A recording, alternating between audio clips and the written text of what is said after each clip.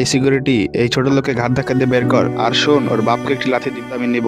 Manager, আমি ফিরে আসবো কোটি টাকা। এই টাকা দিয়ে আমি ওই শোরুম দেখি।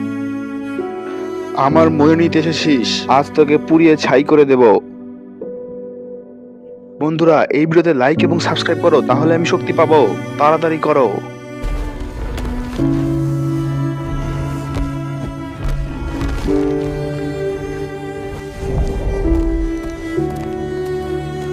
মিস্টার চৌধুরী, এই নিন 20 কোটি টাকার নীলমণি।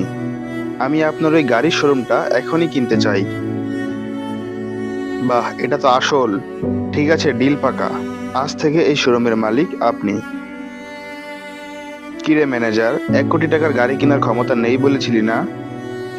এখন তো পুরো শোরুমটাই কিনে নিলাম। স্যার, আমাকে মাফ করে দিন। আমার ছোট ছোট বাচ্চা আছে, দয়া করে আমার চাকরিটা খাবেন না। ঠিক আছে, তোর চাকরি থাকবে, কিন্তু এখন থেকে আর এই শোরুমের ম্যানেজার হিসেবে না।